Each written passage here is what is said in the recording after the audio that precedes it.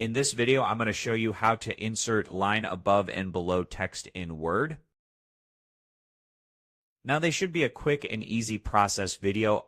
All you have to do is to open up your Word document and then just select the text you want.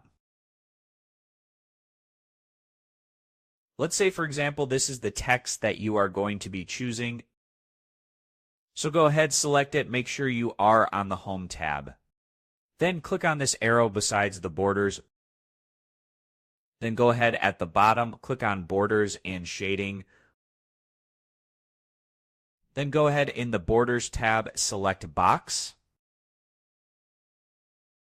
After that, you can also select the style of border you want. For example, there are many borders. I am just going to choose the normal one. You can also change the color by clicking on this.